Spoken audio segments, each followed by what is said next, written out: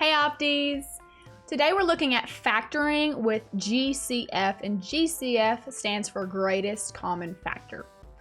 So our point to ponder, just starting off, is when factoring a quadratic, the first thing you want to try and do is factor out the GCF. That way, if you can get it to be a quadratic where a is equal to 1, then it's a lot easier to then try to factor the rest of it.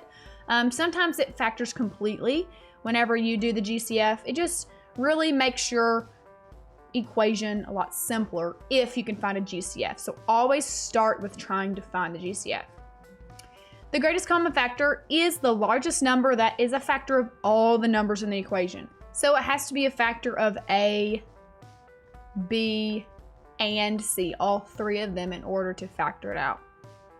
And remember that a factor is a number that when multiplied by another number makes the number of interest. So if you're trying to factor A, B, and C, you want to find that GCF.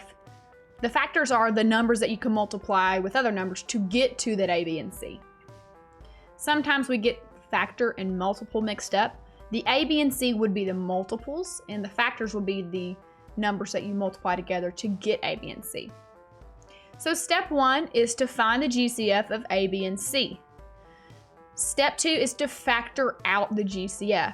To do this, you can divide your GCF by the entire equation, which is going to figure out what's left over in that A, B, and C. So it's figuring out the other factor from that GCF that you use to get to the A, B, and C. And then our point to ponder, another one, is if you don't know the factors of A, B, and C, just do a factor tree.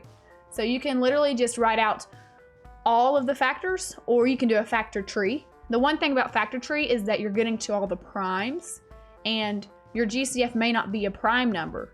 So just list the factors or do the factor tree. Either one works, but just be aware that the GCF doesn't have to be a prime number. Let's do some practice. Number 1 says factor the following quadratic, and we have y equals 12x squared minus 15. Okay, so we want to figure out the GCF of 12 and 15. Let's just practice right now some factors. So for 12, you have 1 and 12, and this is not a factor tree, but we're listing the factors. 2 and 6, and 3 and 4. Okay, so for 15, we have 1 and 15, 3 and 5, and I think that's it. So what's the biggest number they have in common?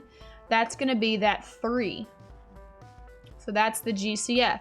So what we're going to do is we're going to divide the whole thing by 3. And when we do that, that's the same thing as 12x squared divided by 3 minus 15 divided by 3. You're distributing your division of 3 to each piece. The reason you are literally distributing is because this is the same thing as writing 1/3 times 12x squared minus 15. So that's why it can go to each piece. Okay, so 12 divided by 3 is 4. So now we have our 4x squared. And 15 divided by 3 is 5. Now, 3 is a factor of this. We can't just leave it like this and not include our 3, because that'd be a completely different quadratic. So to finish, we have to have our 3 out front. So now our factor form is y equals 3 times the quantity of 4x squared minus 5. If you want to check that you did this correctly, you can distribute your 3 and see if you get back to 12x squared minus 15. So you would get the 12x squared minus 15, and then we know that we've done it correctly. Number 2, factor the following quadratic, which is y equals 3x squared minus 27x plus 60. Number 2, factor the following quadratic, and it's y equals 3x squared minus 27x plus 60. So a good thing to try and do when you're doing GCF is check to see if the coefficient of x squared will work. And I know we didn't do it before, but they were kind of big numbers, so I mean, kind of a clue that it may not. But let's see if 3 works. One way you can tell if it works is simply divide each number by 3 and see if you get a whole number. Or you could do divisibility rules. So 7 plus 2 is 9, and when you add the digits of a number and they're equal to 3, 6, or 9, then it is divisible by 3. So 6 plus 0 is 6, so that's a 3, 6, or 9. So 3 does work. So let's go ahead and use that GCF of 3 and figure out what's left. So let's go ahead and write our 3 to use really good notation, like we did over here.